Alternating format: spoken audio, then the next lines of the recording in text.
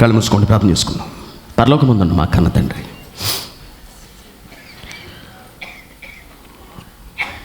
మీరు ఏర్పాటు చేసిన ఈ కార్యక్రమంలో చివరి దశకు వచ్చావు నాయన. మీ పిల్లలు ఇంతవరకు ఎంతో ఓపికగా కూర్చుని వాక్యం అంతటిని విన్నారు. మీ పిల్లలందరూ కష్టించి పాంప్లెట్స్ పంచిపెట్టారు. వాళ్ళ కష్టానికి తగిన ప్రతిఫలాన్ని ఇవ్వండి. వింటున్న మీ పిల్లల మనోనేత్రములను వెలిగించండి. క్రీస్తు పేరిట ఈ ప్రార్థన మీకు సమర్పిస్తున్నాం తండ్రి. ఎయిడ్స్ అనగానే అదొక భయంకరమైన రోగం, మహమ్మారి. మీ అందరికీ తెలుసు.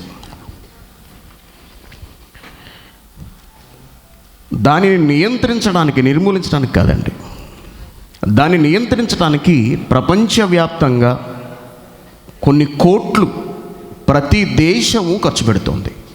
ఎయిడ్స్, నేను దాన్ని వివరించడం కన్నా మీరు చూస్తేనే బాగుంటుంది. వీడియో క్లిప్ వేయండి. ఈ ఎయిడ్స్ను కంట్రోల్ చేయడానికి ప్రపంచవ్యాప్తంగా ఉన్న ప్రభుత్వాలన్నీ కూడా కొన్ని ప్రత్యేకమైన శాఖలనే ఏర్పాటు చేసే ఏకంగా. హోంశాఖ మనకు తెలుసు, ఆరోగ్య శాఖ మనకు తెలుసు, మున్సిపల్ శాఖ మనకు తెలుసు. ఇలా ప్రపంచవ్యాప్తంగా శాఖలను ఏర్పాటు చేశారు అన్ని ప్రభుత్వాలు కూడా. అలాగే ఎయిడ్స్ రోగాన్ని నియంత్రించడానికి కూడా ప్రభుత్వాలు చాలా ఎక్కువ చర్యలే తీసుకున్నాయి అని మనం చెప్పవచ్చు. కారణం ఏంటంటే, ఎయిడ్స్ అనేది ఒక భయంకరమైన వ్యాధి. నివారణ ఒక్కటే మార్గము, మందు లేదు అంటూ ఉంటారు. Very good. చూడండి, ఎయిడ్స్ గురించిన వివరణ అంతా మీరు చూస్తే మీకు అర్థమవుతుంది. Lights on. ఈ light on. Welcome to Telugu express. పులిరాజకు ఎయిడ్స్ వస్తుందా ఒకప్పుడు విస్తృతంగా జరిగిన ప్రచారం. మరి ఇప్పుడు ఆ ప్రచార జోరు తగ్గింది. మరి ఇప్పుడు ఆ పులిరాజా ఏమయ్యాడు? హెచ్ఐవి మన దేశం నుంచి ఇంకా పూర్తిగా కనుమరుగవ్వలేదు, కనీసం అంతరించే దశకు కూడా చేరుకోలేదు. హెచ్ఐవి కేసుల్లో మన దేశం ప్రపంచంలోనే 3వ స్థానంలో ఉంది. తెలుగు రాష్ట్రాలను కలిపి చూసుకుంటే దేశంలోనే మొదటి స్థానంలో నిలుస్తున్నాయి. మరి 3 దశాబ్దాల కిందటి వరకు ఎయిడ్స్, హెచ్ఐవి అంటే జనానికి ఏమీ తెలియదు. ఫ్రెంచ్ సంతతికి చెందిన కెనడియన్ ఫ్లైట్ అటెండెంట్ గెటాస్ డూగాస్ అంతు చిక్కని లక్షణాలతో అమెరికాలో చికిత్స పొందుతూ 1984లో మరణించాడు. అమెరికన్ వైద్య నిపుణులు ఇతడినే తొలి ఎయిడ్స్ రోగిగా గుర్తించారు. విచ్చలవిడి శృంగారానికి అలవాటు పడ్డ డుగాస్ కు ఉత్తర అమెరికా అంతటా దాదాపు 2500 మంది లైంగిక భాగస్వాములు ఉండేవారట. మరి నిజానికి అంతకుముందే 1969లో రాబర్ట్ ట్రేఫోర్ట్ అనే ఆఫ్రికన్ సంతతికి చెందిన అమెరికన్ టీనేజర్ ఈ వ్యాధితో మరణించాడు. అతడు మరణించే నాటికి ప్రాణాంతకమైన ఈ వ్యాధికి ఎయిడ్స్ అనే పేరు పెట్టలేదు. దీనికి కారణమయ్యే హ్యూమన్ ఇమ్యునో డెఫిషియన్సీ వైరస్ ను గుర్తించలేదు. రాబర్ట్ మరణించిన చాలా కాలానికి అతడి నమూనాలపై పరిశోధనలు సాగించిన వైద్యులు అతడు ఎయిడ్స్ వల్లే మరణించినట్లు నిర్ధారించారు. అయితే ఎయిడ్స్ కారణమయ్యే హెచ్ఐవి వైరస్ మొదట పశ్చిమాఫ్రికా, మధ్య ఆఫ్రికా ప్రాంతాల్లోని చింపాంజీలు, గొరిల్లాల వంటి వానరాలకు సోకిందని, వాటి నుండే మనుషులకు వ్యాప్తి చెందిందని గుర్తించారు. ఆఫ్రికాలో ఈ వ్యాధి మనుషులకు సోకిన 10 ఏళ్లలోనే ప్రపంచవ్యాప్తంగా విస్తరించింది. 30 ఏళ్ల కిందటి వరకు భారత్లో హెచ్ఐవి పేరు సైతం ఎవ్వరికీ తెలియదు. తొలిసారిగా 1986లో డాక్టర్ సునీతా సాల్మాన్ అనే వైద్యురాలు చెన్నైలోని ఒక సెక్స్ వర్కర్ కు ఈ వ్యాధి ఉన్నట్లు గుర్తించారు. అదే దేశంలోని మొదటి కేసు. ఏడాది గడిచేసరికి కొత్తగా మరో 135 హెచ్ఐవి పాజిటివ్ కేసులు వెలుగులోకి వచ్చాయి. వాళ్లలో 14 మందికి అప్పటికే ఎయిడ్స్ ముదిరిపోయి ఉంది. తర్వాత కాలంలో శరవేగంగా హెచ్ఐవి వ్యాప్తి పెరగడంతో ప్రభుత్వం 1992లో జాతీయ ఎయిడ్స్ నియంత్రణ సంస్థను నాకోను ఏర్పాటు చేసి ఎయిడ్స్ పై అవగాహన కల్పించేందుకు దేశవ్యాప్తంగా స్వచ్ఛంద సంస్థల భాగస్వామ్యంతో విస్తృత ప్రచారం సాగించింది. మన దేశంలో దాదాపు ఈ వ్యాధితో 1,70,000 మంది మరణించారు.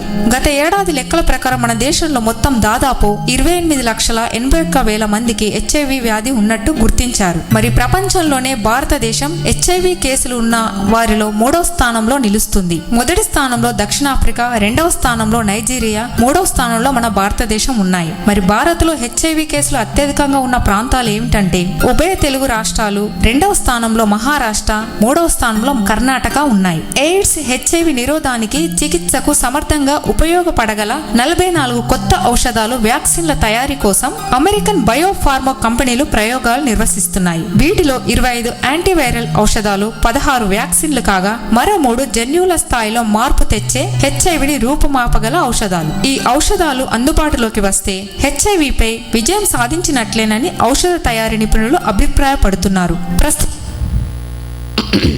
విన్నారు కదండి. పిలువబడే ఈ భయంకర వ్యాధికి మందులు కనిపెడుతూ ఉన్నారు. ఎప్పటి నుంచి?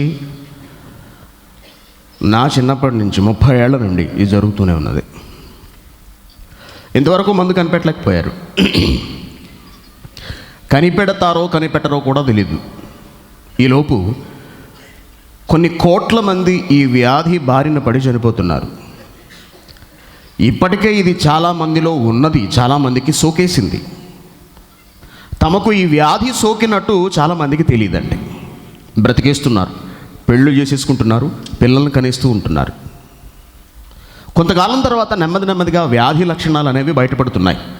జ్వరం రావటం, రాత్రుళ్ళు జ్వరం రావటం, దగ్గు రావటం, గాలి తీసుకోలేకపోవటం, ఒంటిపై దద్దులు రావటం వంటివి జరిగేటప్పటికీ నెమ్మదిగా డాక్టర్ దగ్గరికి వెళ్ళేటప్పటికి డాక్టర్ చెప్పే ఒక్క మాట, ముందు నీకు బ్లడ్ టెస్ట్ చేయాలి అంటున్నాడు.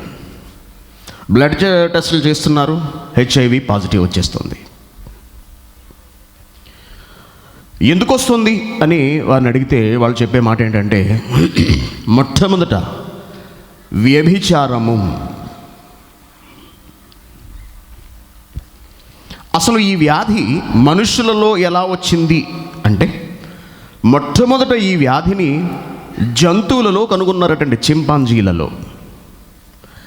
చింపాంజీలలో ఉన్న ఈ వ్యాధి మనుషులలోనికి ప్రవేశించింది. మనుషులంతా విస్తరించేసింది ఆఫ్రికాలో.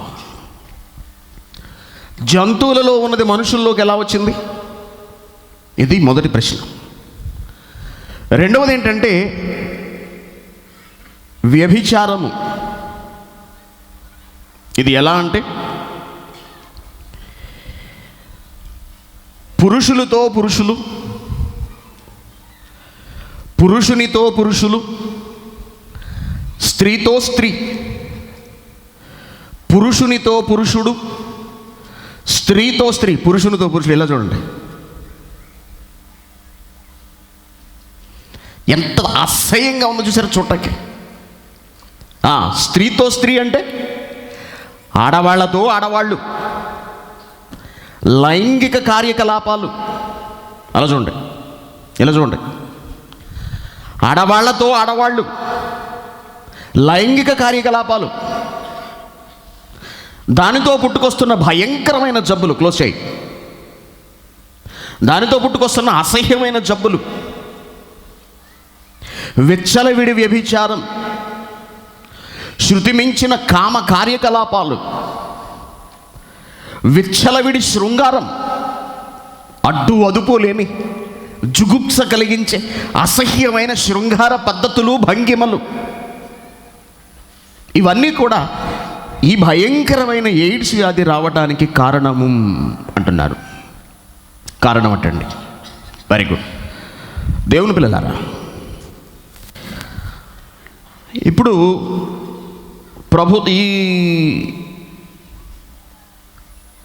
శాస్త్రవేత్తలు, ఈ వైద్య నిపుణులు వాళ్ళు చెప్పవలసిందంతా చెప్పారు. ఎయిడ్స్ గురించి ప్రచారం చేస్తున్నారు. దీన్ని నియంత్రణలో ఉంచడానికి ప్రభుత్వం ఎలాంటి పద్ధతులు అవలంబించిందంటేనండి, కండోమ్ వాడండి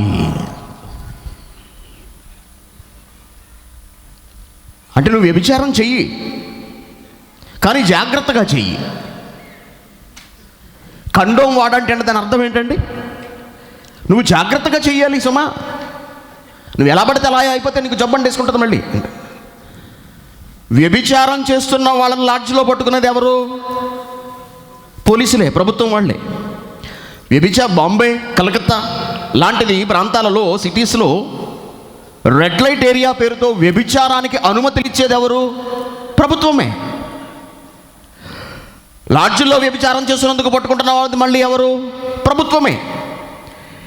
ఎయిడ్స్ నియంత్రణకు కృషి చేస్తున్నది ఎవరు? ప్రభుత్వం. కానీ వ్యభిచారం చెయ్యి కానీ జాగ్రత్తగా చెయ్యి అని ప్రోత్సహిస్తున్నది ఎవరు? ప్రభుత్వం. బస్ స్టాండ్లలో కండోమ్స్, రైల్వే స్టేషన్స్లో కండోమ్స్, ప్రైవేట్ హాస్పిటల్స్లో కండోమ్స్. అంటే తొడుగు వేసుకుని జాగ్రత్త పడు కానీ వ్యభిచారం చెయ్యి. దేవుని పిల్లలారా, పరిస్థితి ఎంత ఘోరంగా ఉన్నదో ఆలోచించండి. మొట్టమొదట ఈ జబ్బు అమెరికాలో బయటపడిందటండి ఒకడికి. ఎంతమంది ఉన్నారట అయ్యగారికి? 2500 మంది ఆడవాళ్ళుతో 2500 మంది. ఎందుకా దేవుడు నిన్ను పుట్టించింది? నేను ఒక విషయం పేపర్లో రాశాడండి. భయంకరమైన విషయాలండి ఇవన్నీ కూడా. ఒక భయంకరమైన విషయం ఏంటో తెలుసా? అశ్లీల సినిమాలలో నటించే ఒక హీరోయిన్ అత్యధికంగా ఒక రోజులో 900 మందితో వ్యభిచరించిందటండి. ఎంత ఘోరం ఆలోచించండి. విచ్చలవిడి శృంగార పద్ధతులు, కార్యకలాపాలు. మరి ఎలా దీన్ని నియంత్రించడం? దేవుడి దగ్గరకు వెళదాం, దేవుడిని అడుగుదాం పరిష్కారం. దేవుడు ఎప్పుడు సమస్యకు పరిష్కారం పైన ఇవ్వడండి. దేవుడు ఎప్పుడూ కూడా ప్రారంభాన్ని చెబుతాడు, మూలాన్ని చెబుతాడు. సమస్య వచ్చిన తర్వాత సరిదిద్దుకోవడం అనేది దేవునికి అసలు ఇష్టం ఉండని పని అండి. నో, అసలు సమస్య తలెత్తకూడదు అంటాడు దేవుడు. ఎందుకంటే మనం అందరం ఎవరు అండి? పిల్లలం. సాక్షాత్తు మన బాగు, మన శ్రేయస్సు, దీన్ని అంతటినీ చూడవలసింది దేవుడే. అందుకే నేను చెప్పాను ప్రారంభంలో, బైబిల్లో దేవుడు ప్రస్తావించని విషయం అంటూ లేదు. మన మేలు కోరి జంతువులలో మొట్టమొదట ఈ వ్యాధి వచ్చింది చింపాంజీలకు. చింపాంజీలలో ఉన్న జబ్బు మనుషుల్లోకి ఎలా వచ్చింది?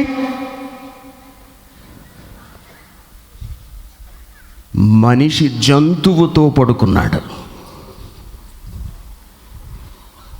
చూసుకోండి, విపరీతం కదండి ఇది, విపరీతం ఇది.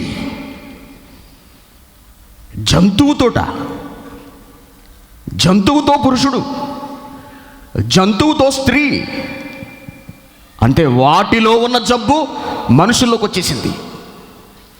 శృతి మించిన వీడి కార్యకలాపాలు జంతువులతో ఆపక మనుషులతో కూడా వెళ్ళాడు. స్త్రీ ఏంటి, పురుషుడేంటి, మనుషుల్లోకి ప్రవేశించేసింది. ఈ వ్యాధి HIV, ఇది సోకిన వాళ్లకు వ్యాధి నిరోధక శక్తి మీద దెబ్బ కొడుతుందండి ఈ క్రిమి. మన ఒంట్లో దేవుడు ఒక సిస్టమ్ పెట్టాడండి. ఏవైనా వ్యాధులు బయట నుంచి కనుక ప్రవేశిస్తే వాటిని సమర్థవంతంగా ఎదుర్కొనే రక్త కణాలను దేవుడు red blood cells, white blood cells, రక్త కణాలను దేవుడు శరీరంలో ఉంచాడు. వాటి మీద ఇది పనిచేసి వాటిని చంపేస్తుందండి. అప్పుడు మనకు వచ్చిన జబ్బులు తక్కువిక. జబ్బు నానాటికి పెరిగిపోతూ ఉంటుంది, కొత్త జబ్బులన్నీ వచ్చేస్తుంటాయి. అలా కొంతకాలానికి మనిషి క్షీణించి చచ్చిపోతాడు. భయంకరమైన జబ్బండి. జంతువుల దగ్గరికి నువ్వెందుకు వెళ్ళాలి? నువ్వు జంతువా దేవుని కుమారుడువా? మనిషికి దేవుని జ్ఞానం అర్థం కాలేదండి, అందలేదు సమాజానికి. ఎప్పుడు చెప్పాడో తెలుసా అండి దేవుడు? కొన్ని వేల సంవత్సరాల క్రితం. మంచి మాట మనం చూద్దామండి, మంచి మాట చూద్దాం. లేవియ కాండము 18వ అధ్యాయము 23వ వచనం. ఏ జంతువునందును నిష్కలనము చేసి దాని వలన, నిష్కలనము అంటే నీలో ఉన్నది జంతువులో నువ్వు విడిచిపెట్టకూడదు. స్త్రీలో విడిచిపెట్టినట్టుగా, భార్యలో విడిచిపెట్టినట్టుగా. అంటే ఎవరితో కలవకూడదు అంటున్నాడు? జంతువుతోటి. జంతువుతో కలవటం ఏంటండి? దరిద్రం కూడా. అంటే అలాంటి మనుషులు ఉన్నారా? అలాంటి మనుషులు వస్తారా? వస్తారనే దేవుడు ముందు జాగ్రత్తగా వ్రాయించి పెట్టాడు. బైబిల్ అంటే ఏంటనుకుంటున్నారు? మహాజ్ఞాన గ్రంథం. ముందు చెప్పాను నేను, మానవ కళ్యాణానికి పాటుపడే గ్రంథం. మనిషి శ్రేయస్సును కంటికి రెప్పలా కాసే గ్రంథం. ఏ పురుషుడు చదవమ్మా, ఏమంటున్నాడు? ఏ జంతువునందును ఏ జంతువునందును నిష్కలనము చేసి నిష్కలనము చేసి దాని వలన అపవిత్రత కలుగు చేసుకోనకూడదు. చిచి దాని వల్ల అపవిత్రత కలుగు చేసుకోకు. నువ్వు జంతువు స్త్రీని పొందునట్లు ఆమె దాని ఎదుట నిలువరాదు. జంతువు ఎదుట స్త్రీ నిలబడకూడదు, దాన్ని పొందునట్లు అనగా జంతువు వచ్చి స్త్రీతో కలిసే విధంగా స్త్రీ జంతువు ముందు నిలబడకూడదు అనగా దాన్ని ప్రేరేపించకూడదు. ఎంత జాగ్రత్త అండి! ఎందుకు పర్టికులర్గా ఇవి చెబుతున్నాడు దేవుడు? ఆలోచించాలి. దేవుడు రాయించిన గ్రంథం కదా, ఎందుకు ఇదంతా నొక్కి చెబుతున్నాడు అంటే నువ్వు తప్పు చేసే అవకాశం ఉంటుంది భవిష్యత్తులో. మనిషి ఎక్కడ అదుపు తప్పుతాడో దాన్ని ముందుగానే దేవుడు హెచ్చరించాడు. నువ్వు ఈ విషయంలో నువ్వు చాలా జాగ్రత్తగా ఉండాలి సుమా అని. జంతువు స్త్రీని పొందునట్లు ఆమె దాని ఎదుట నిలువరాదు. అది విపరీతం అంటున్నాడు. చూడండి, అది విపరీతం. మరొకవచనం చూద్దాం. మరొకవచనం 20వ అధ్యాయము 15వ వచనం. 20వ అధ్యాయము జంతు శయనము చేయువానికి అనగా జంతువుతో కలిసేవాడికి మరణశిక్ష విధింపవలెను. జంతువుతో కలిసేవాడికి మరణశిక్ష విధించాలి. వాడికి ఆ జంతువును చంపాలి. ఎందుకు వీడికి మరణశిక్ష విధించాలి? ఎందుకు ఆ జంతువుని కూడా చంపేసేయాలి? స్త్రీ తన జంతువు పొందినట్లు. ఎందుకు చంపాలంటే దానిలో ఉన్న జబ్బు వీడిలోకి వచ్చింది. దానిలో ఉన్న జబ్బు వీడిలోకి వచ్చేసింది. ఏమిటా జబ్బు? ఎయిడ్స్. కాబట్టి వాడిని వెంటనే ఏం చేయాలి? చంపేసేయనడంతే. చంపేసేవాడిని. వాడుంటే జంతువు దగ్గరికి వెళ్ళిన దరిద్రుడు మనుషుల దగ్గరికి వెళ్లకుండా ఉంటాడా? మనుషులు కంటిస్తాడు. కాబట్టి వాడిని చంపేసేయండి. అలాంటి పని చేసిన ఆ జంతువు కూడా ఈ భూమి మీద ఉండడానికి వీల్లేదు, నరికేయమన్నాడు దేవుడు. స్త్రీ తనను పొందునట్లు స్త్రీ తనను జంతువు పొందునట్లు దాని దగ్గరకు కనుక వెళ్ళి పిచ్చి పిచ్చి వేషాలు వేస్తుందా? ఆ స్త్రీకి ఆ జంతువునకు మరణమే. అంత విపరీత స్థితికి వెళ్ళిపోయిందా ఆడదే? దాన్ని బతకనివ్వడానికి వీల్లేదు అంటున్నాడు దేవుడు. చంపేసేయండి అలాంటి వాళ్ళను అంటున్నాడు. చూసారా ఎంత కఠినమైన మాటలు దేవుడు మాట్లాడుతున్నాడు? చూడండి, మరొక వచనం చూద్దాం. ద్వితీయోపదేశము 27వ అధ్యాయము 21వ వచనం. ద్వితీయోపదేశ కాండము 27వ అధ్యాయం 21వ వచనం. ఏ జంతువుతోనైనను శయనించువాడు శాపగ్రస్తుడు వాడు అని చెప్పగా ప్రజలందరూ ఏ జంతువుతో శయనించేవాడైనా శపించబడతాడు దేవునిచే అంటున్నాడు. సో దేవుడు ముందస్తు హెచ్చరిక చేశారు కదా. ఎవడైనా దీన్ని పట్టించుకున్నాడా? ఎవడైనా ఈ విషయాన్ని సమాజానికి చెప్పాడా? మనిషి ఆలోచించే విధంగా, మనిషి తను తాను భద్రం చేసుకునే విధంగా ఏ స్త్రీ పురుషులకైనా ఎవడైనా చెప్పాడా? చెప్పలేదు. అమెరికా లాంటి క్రైస్తవ దేశాల్లోనే ఇలాంటి దరిద్రాలన్నీ ఎక్కువ. అభివృద్ధి చెందిన దేశాలలోనే, యూరోపియన్ కంట్రీస్లోనే ఈ జాడ్యం ఎక్కువ. అంటే క్రైస్తవ బోధకులు ఏం చేస్తున్నారు? వాక్యం చెప్పట్లేదన్నమాట. ఎప్పుడు చూడు ప్రార్థనలు, ఆరాధనలు, సాక్ష్యాలు. మనిషిని జాగ్రత్త చేసే, మనిషిని భద్రపరిచే వాక్యం ఏది సమాజానికి? సో జంతువులలోంచి మనుషులలోనికి వస్తుంది కాబట్టి జంతువుల జోలికి ఎవడు వెళ్ళకూడదని దేవుడు ముందుగానే హెచ్చరించాడు. దేవుడి మాట మనిషి వినలేదు కాబట్టి భయంకరమైన రోగం నేడు మనుషులలోనికి వచ్చేసింది. ఇంకో విషయం చెప్పమంటారా? ఆఫ్రికాలో మొట్టమొదట ఒక మనిషిలో దీన్ని గుర్తించారు. వాడు చచ్చిపోయాడు. చచ్చిపోయిన వాడి మీద పరిశోధన చేస్తే ఎయిడ్స్ అనేది ఒకటి ఉన్నదని బయటకు వచ్చింది. తర్వాత అమెరికాలో ఒకడు చచ్చిపోయాడు. అమెరికాలో ఇది నెమ్మదిగా స్ప్రెడ్ అవడం ప్రారంభించింది. 1985లో చెన్నైలో, 1985లో 86లో తమిళనాడులో మొట్టమొదటి ఎయిడ్స్ కేసును ఫైండ్ అవుట్ చేశారండి. ఒక సెక్స్ వర్కర్లో అనగా ఒక వేశ్యలో దీనిని మొట్టమొదటి గుర్తించారు. 1986లో గుర్తిస్తే 1987 నాటికి కనుక సంవత్సరం తిరిగే నాటికి 135 మందికి భారతదేశంలో వచ్చేసింది. ఏమండి? ఆ తరువాత 2009 నాటికి 2.3 మిలియన్స్కి వెళ్ళిపోయింది ఇది భారతదేశంలో. ఇప్పుడు ఎయిడ్స్ రోగములో భారతదేశం ప్రపంచంలోనే 3వ స్థానం. శభాష్!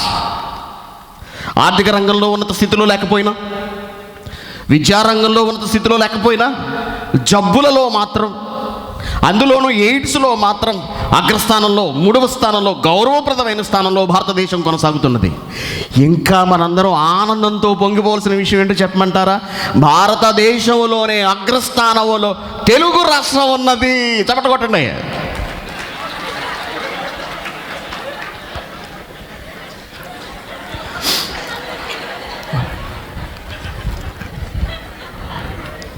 తెలుగు రాష్ట్రాలు, ఆంధ్రప్రదేశ్, తమిళనాడులు భారతదేశంలోనే ఎయిడ్స్ వ్యాధిలో అగ్రస్థానంలో ఉన్నవి. ఆహా, ఎంత ప్రతిష్ట మూట కట్టుకున్నామండి మనం. ఎంత గొప్ప సంగతి ఇది నిజంగా. దేవుని పిల్లలారా, ఎంత దౌర్భాగ్యమైన పరిస్థితి అండి ఇది. కారణం, దేవుని మాటలు సమాజానికి అందలేదు. ఇతరత్ర ఏ కారణాల వల్ల వస్తుందట ఇది? ఏ కారణాలని చెప్పారు? స్త్రీలు స్త్రీలు, పురుషులు పురుషులు. జంతువులు అయిపోయిందమ్మా. స్త్రీలు స్త్రీలు, పురుషులు పురుషులు. దీని గురించి దేవుడు ఏమైనా చెప్పాడా? చూద్దాం. రోమిలికి రాసిన పత్రిక. ఆ ఇటలీ ఉంది చూశారండి? అబ్బబ్బబ్బబ్బా, ఇటలీ అంతానండి. ఇదేనండి ఆడవాళ్ళు ఆడవాళ్ళు, మగవాళ్ళు మగవాళ్ళు. ఈ రోజుకి కూడా వెచ్చలవిడి శృంగారాలు, దరిద్రం, అసహ్యమైన పనులు అన్నీ కూడా. రోమీలకు రాసిన పత్రిక. రోమా ఎక్కడుందండి? రోమా దేనికి క్యాపిటల్లో తెలుసా అండి? ఇటలీకి. ఇటలీ రాజధాని రోమా. ఆ రోమాలో ఉన్న వాళ్ళకి రాస్తున్నాడు పౌలు గారు. 1వ అధ్యాయము ఎన్నో వచనమమ్మా? 26 చదవండి.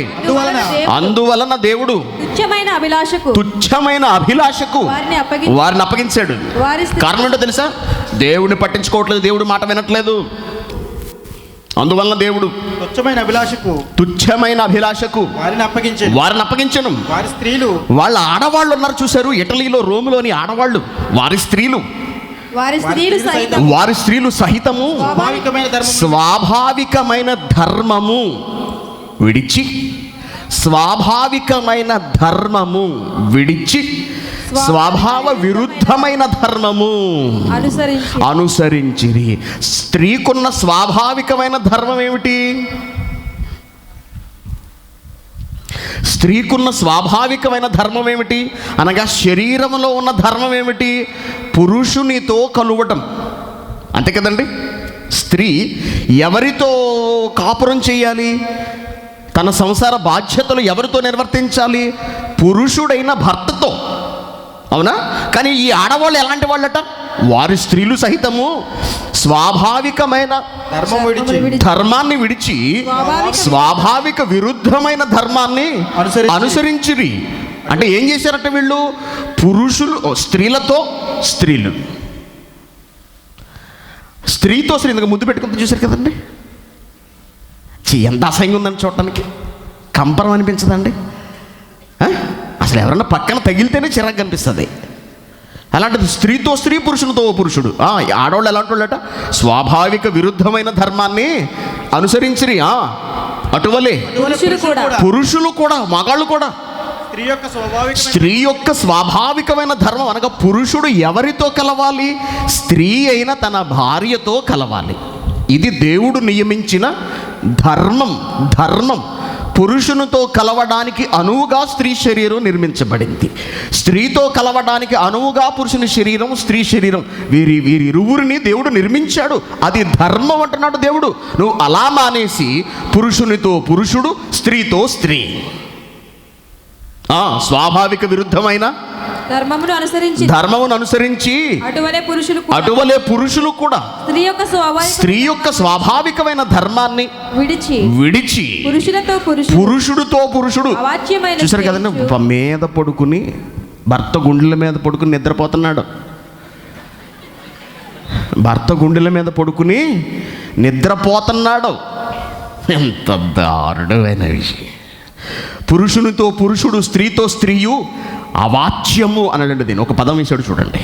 అనగా అనాగరికము, అసహ్యము, దరిద్రము, అనారోగ్యము, అవాచ్యమైనది చేయొచ్చు. తమ తప్పిదానికి తగిన ప్రతిఫలాన్ని పొందుచు ఒకరి ఎడల ఒకరు కామతప్తులు. అనగా స్త్రీ పట్ల స్త్రీకి కామం, పురుషుని పట్ల పురుషుడికి కామం. రోడ్డంట వెళుతుంటే అందంగా కనిపించాడు అనుకోండి మగాడు, అలా గుడ్లప్పగించి చూస్తున్నాం అనుకో, ఛీ. ఒక స్త్రీ వెళుతుంటే చూస్తున్నాడంటే ఒక అర్థం ఉంది. ఒక పురుషుడు వెళుతుండగా స్త్రీ దొంగ చూపులు చూసిందంటే ఒక అర్థం ఉంది.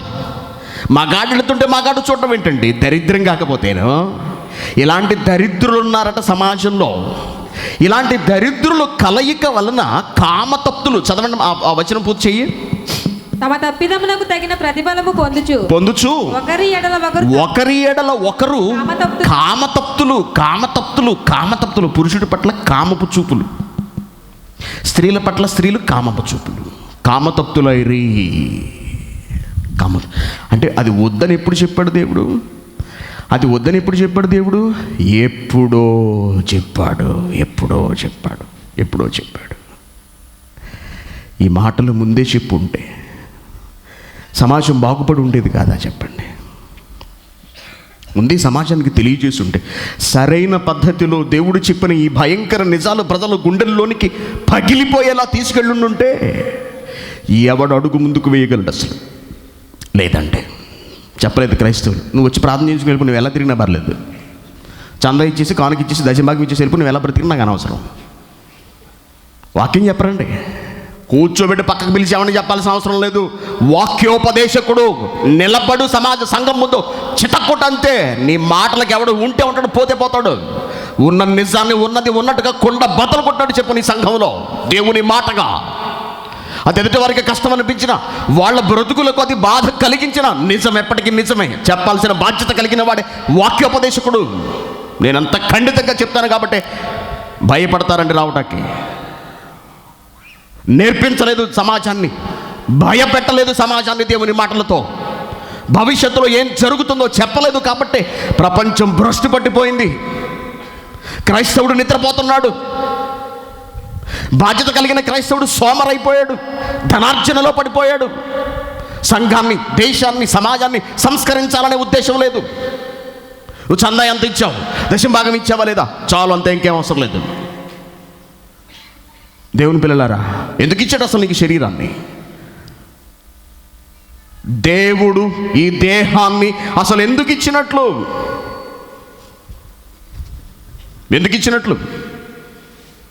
వ్యభిచారం చేసే నిమిత్తం ఇచ్చాడా? ఎందుకు స్త్రీ శరీరాన్ని నిర్మించాడు? ఎందుకు పురుషుని శరీరాన్ని నిర్మించాడు? స్త్రీలోను పురుషునిలోను ఈ వాంఛలు ఒకరి పట్ల ఒకరికి, ఈ కోరికలు ఎందుకు కలుగుతున్నవి అసలు? ఎందుకు కలగాలివి? దీని వెనుకున్న కారణం ఏమిటో ఎవరూ ఆలోచించలేదు. వయసు వచ్చింది కాదా, సుఖపడాలి, ఎంజాయ్ చేయాలి అనుకున్నారు. ఒక్కసారి ఆ అనుభవాన్ని రుచి చూడాలి అనుకున్నారు. వేశ్యల దగ్గరికి వెళుతున్నారు. వాళ్ళు అప్పటికే రోగాలతో కుళ్ళిపోయి ఉన్నారు. ఆ రోగాన్ని వాళ్ళు అంటించుకుంటున్నారు, భార్యకు అంటిస్తున్నాడు. వ్యభిచారం, విచ్చలవిడి వ్యభిచారం. శరీరాన్ని దేవుడు ఎందుకు ఇచ్చాడో తెలియకపోబట్టే కదండి ఇదంతా జరుగుతోంది. దీనంతటికీ కారణం శరీర కోరికలు, శరీరం నుంచి పుట్టుకొస్తున్న కోరికలు. దేవుని పిల్లలారా, వ్యభిచారం చేయటానికి, తప్పులు చేయటానికి, కామ కోరికలు, కామ వాంఛలు తీర్చుకోవడానికి దేవుడు మనకి ఈ దేహాన్ని ఇవ్వలేదండి. ఎందుకు ఇచ్చాడో తెలుసా? అసలు ఈ శరీరం ఎందుకుందో తెలుసా? కొరింథీయులకు రాసిన మొదటి పత్రిక చూడండి ఒకసారి. 6:14. కొరింథీయులకు రాసిన మొదటి పత్రిక 6వ అధ్యాయము 13. దేహము జారత్వము నిమిత్తము కాదు దేహము జారత్వము నిమిత్తము కాదు కానీ దేహము జారత్వము నిమిత్తము కాదు అనగా నువ్వు జారి పడిపోయి తొట్టిల్లి తప్పు చేయటం కొరకు, స్త్రీ దగ్గరికి వెళ్ళిపోవడం కొరకు, పురుషుడి దగ్గరికి వెళ్ళిపోయి ఏదో ఒక రకంగా నీ కోరికలు తీర్చేసుకోవడం కొరకు నీ శరీరం లేదు. కానీ ప్రభువు నిమిత్తమే. నీ శరీరం ఎందుకుందో తెలుసా? ప్రభువు నిమిత్తము. నీ దేహం ఉన్నది దేవుని పని జరిగించటానికయ్యా. కామ విలాసాలు చేయడానికి కాదు, కేవలం సెక్స్ నిమిత్తమే శరీరం లేదు. దేహమున్నది జారత్వము నిమిత్తము కానీ ప్రభువు నిమిత్తమే. ప్రభువు నిమిత్తమే. ప్రభువు నిమిత్తమే అంటున్నాడు. ప్రభువు దేహము నిమిత్తమే. ప్రభువు దేహము నిమిత్తమున్నాడు. మీ దేహములు, మీ దేహాలు, మీ శరీరాలు క్రీస్తునకు అవయవాలనే సంగతి మీకు తెలియదా? వ్యభిచారం చేస్తావా? నీ శరీరం ఎవరిదో తెలుసా? దేవునికి ఒక అవయవం అనే సంగతి నీకు తెలుసా? అసలు ఆలోచించావా ఎప్పుడైనా? నేను క్రీస్తు యొక్క అవయవాలను తీసుకొని, మనము క్రీస్తు అవయవాలమై ఉండగా మన అవయవాలను తీసుకెళ్ళి వేశ్య యొక్క అవయవాలతో కలపొచ్చా అంటున్నాడు. అదెంత మాత్రము తగదు. అది ఎంత మాత్రము తగదు. వేశ్యతో కలుసుకొని వాడు, వేశ్యతో అనగా తన శరీర కోరికలు తీర్చుకోవడానికి కంటికి కనబడిన ఆడదాని దగ్గరకు వెళ్ళిపోయి దానితో కలిసిన వాడు, దానితో ఏకదేహమై ఉన్నాడు. దానితో ఏకదేహము. ఆ స్త్రీతో కలిసిన నాడు లేదా ఆ పురుషునితో కలిసిన నాడు దాని శరీరము లేదా వాడి శరీరము నీ శరీరము ఒక్కటైపోలేదా? క్రీస్తుకు అవయవమైన నీ దేహాన్ని నువ్వు ఏం చేసేసావో తెలుసా? వ్యభిచార దేహంగా మార్చేశావు. నీ దేహము ఎవరికి అవయవము? నీ దేహము ఎవరికి అవయవము? సాక్షాత్తు క్రీస్తు అవయవానివి నువ్వు. అంటే నీ దేవుణ్ణి నీ కామవాంఛలు తెచ్చుకోవడం కొరకు ఎవరిగా మార్చేశావు? ఘోరం చూడండి. వ్యభిచారం చేయడానిక దేవుడి శరీరాన్ని ఇచ్చింది? నచ్చిన వాడితో తిరగడానిక దేవుడి శరీరాన్ని ఇచ్చింది? లేదా నచ్చిన దానితో వెళ్ళడానిక దేవుడి శరీరాన్ని ఇచ్చింది?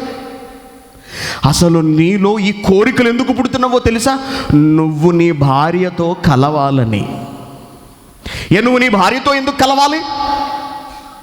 నువ్వు నీ భార్యతో అసలు ఎందుకు కలవాలి? స్త్రీలు పురుషులతో అసలు ఎందుకు కలవాలి? ఎందుకు పెళ్లి చేసుకోవాలి? పురుషుని నుండి పిల్లలు వెళ్ళాలి స్త్రీలోకి. పిల్లలు తల్లి స్త్రీ గర్భంలో ఎదగాలి, ఈ లోకంలోనికి రావాలి. పుడుతున్న పిల్లలు ఎవరి పిల్లలు? దేవుని పిల్లలు. దేవునికి పిల్లలు కావాలి అంటే నువ్వు వివాహం చేసుకుని నీ భార్యతోనో నీ భర్తతోనో కలవాలి. అందుకు నువ్వు అలా కలవని, కలిసే విధంగా నీ భార్యపై నీ భర్తపై నీకు ప్రేమను, ఆకర్షణను, ఒకరి పట్ల ఒకరికి వాంఛలను పెట్టాడు దేవుడు. ఇది దాని వెనక ఉన్న ఉద్దేశం. లేకపోతే ఏ పురుషుడు స్త్రీ ఒంటి మీద చెయ్యి వేయడు. అసలు ఏ స్త్రీ పురుషుని దగ్గరకు రాదు, అసలు చేరదు, అసలు పెళ్లి చేసుకోదు. వివాహం వెనుక ఒక పవిత్రమైన ఉద్దేశం ఉంది. దేవుడు పెట్టిన ప్రతి అవయవం వెనుక ఒక ప్రత్యేకమైన ఉద్దేశం ఉంది. జారత్వం చేయడానికి కాదు నీ అవయవాలు ఉన్నది. వ్యభిచారం చేయడానికి కాదు మన అవయవాలు ఉన్నది. దేవుడు మనకు అవయవాలను ఇచ్చింది ఆయన పని జరిగించు నిమిత్తము. ఆయనకు పిల్లలు కావాలి కాబట్టి వివాహం అనే వ్యవస్థను ఏర్పాటు చేశాడు దేవుడు. కొరింథీయులకు రాసిన పత్రికలో ఒక మంచి మాట చెబుతున్నాడు చూడండి. మనసు నిలపలేకపోయిన ఎడల, కొరింథీయులకు రాసిన మొదటి పత్రిక 7వ అధ్యాయం 8వ వచనం, నావలే ఉండుట వారికి మేలని పెళ్లి కాని వాళ్ళతో చెబుతున్నాను అంటున్నాడు. నావలే అనగా పెళ్లి చేసుకోకుండా ఉండటం మంచిదని పెళ్లి కాని వాళ్ళతో చెబుతున్నాను. అయితే మనస్సు నిలవట్లేదు. అసలు మనస్సు నిలవట్ల. శరీరం సుఖాన్ని కోరుతోంది, అనుభూతులను, అనుభవాలను కోరుతోంది. నీ అనుభవం కొరకు, నీ అనుభూతి కొరకు కనబడిన దాని దగ్గరికి వెళ్ళిపోవడం కాదు. మనస్సు నిలుపలేకపోయిన ఎడల పెళ్లి చేసుకొనవచ్చు. నిరభ్యంతరంగా పెళ్లి చేసుకో. కామతప్తులగుట కంటే కామతప్తులగుట కంటే వివాహం చేసుకోకుండా ఉండి కనబడిన ప్రతి స్త్రీ దగ్గరకు వెళ్ళిపోతూ జబ్బుల బారిన పడటం కన్నా పెళ్లి చేసుకున్నట కామతప్తులగుట కంటే పెళ్లి చేసుకోమంటున్నాడు దేవుడు. పెళ్లి చేసుకో, పెళ్లి చేసుకో. పెళ్లి చేసుకుంటే నీకు ఒక స్త్రీ వస్తుంది, నీకు ఒక పురుషుడు వస్తాడు. ఆ స్త్రీతో నువ్వు బ్రతుకు, నీ కామవాంఛలు తీర్చుకో. అంతేగాని వ్యభిచారం మాత్రం చేయొద్దు అంటున్నాడు. అందునిమిత్తము కాదు నీ దేహం ఉన్నది, అందునిమిత్తము కాదు నీ శరీరం ఉన్నది. దేవుడు ఈ శరీరాన్ని ఎందుకు ఇచ్చాడు తెలుసా అండి? రోమిలికి రాసిన పత్రిక 12వ అధ్యాయం చూడండి ఒకసారి. రోమిలికి రాసిన పత్రిక 12వ అధ్యాయము మొదటి వచనం. కాబట్టి సహోదరులారా పరిశుద్ధమును దేవునికి అనుకూలమైన సజీవ యాగముగా మీ శరీరములను ఆయనకు సమర్పించండి. నీ దేహాన్ని దేవుని నిమిత్తం వాడు. నువ్వు చక్కగా వివాహం చేసుకో. దేవుని కొరకు పిల్లలను కనాలి అని ఒక మంచి ఉద్దేశంతో వివాహం చేసుకో. అలాంటి వివాహం అన్ని విషయములలోనూ ఘనమైనది అన్నాడు. అటువంటి ఆలోచనలతో నా దేవునికి ఉత్తములైన పిల్లలను నేను కని అందించాలి అనే ఉద్దేశంతో చేసుకునే వివాహం ఘనమైనదైతే, ఆ తలంపుతో పానుపు మీదకు వెళ్ళేవాళ్ళు, అనగా శోభనం గదిలోనికి వెళ్ళేవాళ్ళు, ధర్మాన్ని నిర్వర్తించడానికి వెళ్ళే వాళ్ళ పానుపు నిష్కల్మషమైనది అంటున్నాడు. పవిత్రులు వాళ్ళు అంటున్నాడు. పవిత్రులు. కాబట్టి నీ కోరికలు తీర్చుకోవడానికి ఎవరు పడితే వాళ్ళతో వెళ్ళిపోకుంటున్నాడు దేవుడు. చూడండి 7వ అధ్యాయం, కొరింథీయులకు రాసిన మొదటి పత్రిక 7వ అధ్యాయము మొదటి వచనం. మీరు స్త్రీని ముట్టకుండుట పురుషునికి మేలు అన్నాడు. అదండి, స్త్రీని ముట్టుకోకూడదా? భార్య కూడా ఎవరండి? స్త్రీలే కదా భార్యలు. భార్యలు స్త్రీలే కదండి. కాదు, దయ్యాలు అంటున్నారు ఎవరెక్కడి నుంచి. కాదు స్త్రీలు భార్యలు. స్త్రీని ముట్టకుండుట పురుషునికి మేలు. అదేంటండి, భార్యను ముట్టుకోకపోవటం మేలా? నో, కాదు. వివాహం చేసుకోకుండా, వివాహ వ్యవస్థలోనికి నువ్వు రాకుండా, నీకు నచ్చిన స్త్రీ దగ్గరకు వెళ్ళిపోయి దాన్ని ముట్టుకుంటే వచ్చే సమస్యలు, నీ శరీరం కుళ్ళిపోతుంది రా దరిద్రుడు అంటున్నాడు. పుచ్చిపోతావు నువ్వు, కంపు కొడతావు నువ్వు. అసలు నిన్నెవడు చూడడు, నిన్నెవడు పట్టించుకోడు, ఎవడు నీ దగ్గరకు రాడో, నిన్ను ముట్టుకోవడానికే అసహ్యపడతారు. కాబట్టి స్త్రీని ముట్టుకోకు. ఎప్పుడు? పెళ్ళికి ముందు, వివాహానికి ముందు నీ భార్య ఉండగా నువ్వు మరొక స్త్రీని ముట్టుకోకు. అయినను జారత్వాలు జరిగిపోతున్నాయి. నిగ్రహించుకోలేక ఏ స్త్రీ పడితే ఆ స్త్రీతో, ఏ పురుషుడు పడితే ఆ పురుషుడితో వెళ్ళిపోతున్నారు. కాబట్టి ప్రతి వానికి సొంత భార్య ఉండాలి. ప్రతి స్త్రీకి సొంత భర్త ఉండాలి. నీకు భర్త ఉన్నా రోగమే, నీకు భార్య ఉన్నా రోగమే. ఎవరిని చూసినా ఆకలి చూపులు పైనుంచి కిందకి కంటితోనే సమస్తం చేసేస్తుంటాడు. స్కాన్ చేసేస్తుంటాడు మొత్తం అవయవాలన్నింటినీ. ఆడవాళ్ళు దూరం నుంచి ఎవరికి కంటికి కనపడకుండా స్కాన్ చేసేస్తుంటారు వాళ్ళు. ఏమంటున్నాడు? ప్రతి స్త్రీకి సొంత భర్త ఉండవలెను, ప్రతి పురుషునికి సొంత భార్య ఉండవలెను. భార్య భర్తకును, భర్త భార్యకును వారి ధర్మం. కాపరానికి వెళ్ళవా నువ్వు? కాపరానికి రావా? భార్యతో కాపురం చేయవా? అంటే నువ్వేం చేయట్లేదు. నీ ధర్మం ఏమిటి? భార్యతో కాపురం చెయ్యాలి. ధర్మం, స్త్రీకి పెట్టిన ధర్మం. భర్తతో నువ్వు ఉండాలి, లేకపోతే సమస్యలు వచ్చేసే అవకాశం ఉంది. కారణం ఏమిటి? జారత్వం. శరీరం నియంత్రణలో ఉండదు, శరీరం అదుపులో ఉండదు. కాబట్టి నీకు భార్య ఉండాలి, కాబట్టి నీకు భర్త ఉండాలి. ఈ రోజున అక్రమ సంబంధాలు ఏర్పడుతున్నాయంటే దీనికి కారణం ప్రతి ఒక్కళ్ళు వారి జీవిత భాగస్వాములకు దూరంగా ఉండటమే. భర్తతో దూరంగా ఉంటున్నారు కాబట్టి అక్రమ సంబంధాలు, శరీరాన్ని నియంత్రించలేక. భార్యతో దూరంగా ఉంటున్నారు కాబట్టి శరీరాన్ని అదుపు చేసుకోలేక అక్రమ సంబంధాలు. కాదా? కాదా? అవునా కాదా? Yes or no? ఎస్. అందుకే ఏం చెప్పాడు? నీ ధర్మం నువ్వు జరిపించాలంటే నువ్వు నీ భర్త దగ్గర ఉండు, నువ్వు నీ భార్య దగ్గర ఉండు. దాన్ని వదిలి ఇక్కడికి వచ్చావు, లేదా వాడిని వదిలి ఇక్కడికి వచ్చావు, వాడు అక్కడ ఏం చేస్తున్నాడు? జారత్వాన్ని, తనలో ఉన్న కామ కోరికలను నియంత్రించుకోలేక వాటిని తీర్చుకోవడానికి ఎక్కడికో వెళతాడు, జబ్బు బారిన పడతాడు, చస్తాడు. లేకపోతే నువ్వెక్కడికి వచ్చి తప్పు చేస్తావు, నీకేదో అంటుకుంటుంది, నువ్వు చస్తావు. పేపర్లో వేశారండి రీసెంట్గా, మొన్న కూడా చెప్పాను, 4 నెలల క్రితం జరిగిన విషయం. మళ్ళీ రీసెంట్గా జరిగిన ఒక ఫిలిప్పీనీ లేడీ గర్భవతి. బయటికి తెలిస్తే ప్రమాదం. కారణం భర్త ఇక్కడ లేడు, హాస్పిటల్ తీసుకెళ్తే భర్త అంటారు. ఇంట్లోనే డెలివరీకి ప్రయత్నించింది, చచ్చిపోయిందండి. పిల్ల చచ్చిపోయింది, తల్లి చచ్చిపోయింది. దోహాలో తెలుగావిడ వచ్చి 2 సంవత్సరాలు అయిందంటండి. 9 నెలల కడుపు ఇక్కడ. వచ్చి 2 ఏళ్ళు అయింది, భర్త ఇంటి దగ్గర ఉన్నాడు. 9 నెలలు నిండు గర్భిణి. ఆసుపత్రికి వెళ్తే భర్తేడంటారు, ఆసుపత్రికి వెళ్తే భర్తేడంటాడు. ఏడని అడుగుతారు, ఏం చెప్తారు సమాధానం? బయటకు వెళ్ళలేక, ఎవరితో నువ్వు చెప్పుకోలేక. ఎందుకంటే విషయం బయటకు వస్తే ఇంటి దగ్గర భర్త ఉన్నాడు, సంసారం నాశనం అయిపోతుంది.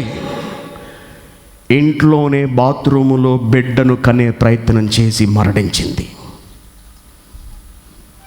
రక్తపు మడుగులో బిడ్డ పడి ఉన్నాడు, ఆమె కూడా పడిపోయింది. దీనికి కారణం ఏంటో తెలుసా అండి? నీ భర్త దగ్గర నువ్వు లేకపోవటం, నీ భార్య దగ్గర నువ్వు లేకపోవటం. ఏమంటున్నాడు ఇక్కడ? చదవమ్మ మళ్ళీ. భర్త భార్యకును, భర్త భార్యకును, అలాగుననే భార్య భర్తకును, అలాగుననే భార్య భర్తకును వారి వారి ధర్మాలు నడపవలను. భర్తకే గాని భార్యకు తన దేహంపై అధికారం లేదు. భర్తకే గాని భార్య తన దేహంపై భార్యకు ఎటువంటి అధికారం లేదు. ఏ భర్త నువ్వు ఎక్కడ ఉండు అంటే అక్కడ ఉండవలసిందే.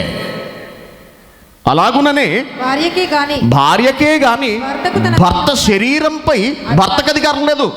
నాకు నా శరీరంపై అధికారం లేదు, నా భార్యకు తప్ప. నా భార్యకు నా శరీరంపై అధికారం లేదు, ఆమెకు తప్ప. అర్థమైందండి మీకు?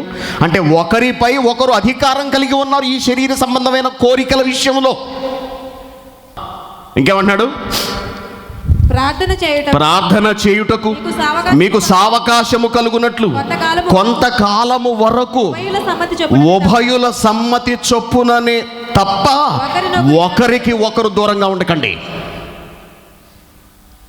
ఒప్పుకోవాలి నీ భార్య, ఒప్పుకోవాలి నీ భర్త దూరంగా ఉండటానికి.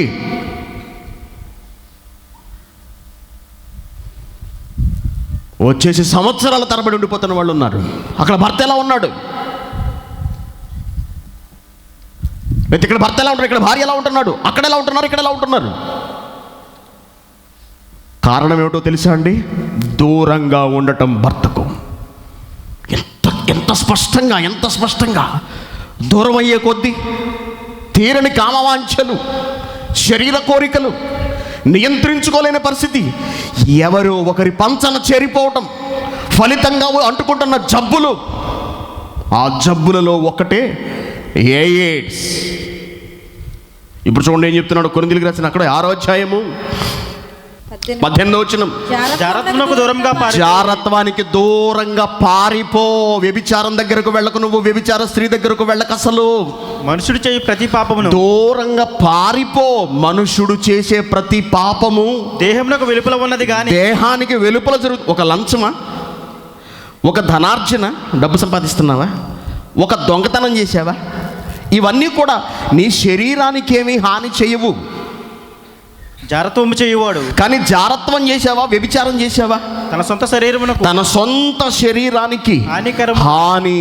అదే నీకు వచ్చే జబ్బు ఎయిడ్స్. నాకు ఇప్పుడు ఎయిడ్స్ లేదనుకోకండి, కొంతకాలం అయిన తర్వాత బయటపడుతుంది. ఎయిడ్స్ కున్న జబ్బు ఏంటంటే 20-30 ఏళ్ళు తర్వాత బయటపడుతుంది అటండి. తెలుసా? అప్పటి వరకు నెమ్మదిగా నిన్ను తింటుంటుంది లోపల. పాపం చేస్తున్నప్పుడు ఎలా ఉంటుంది?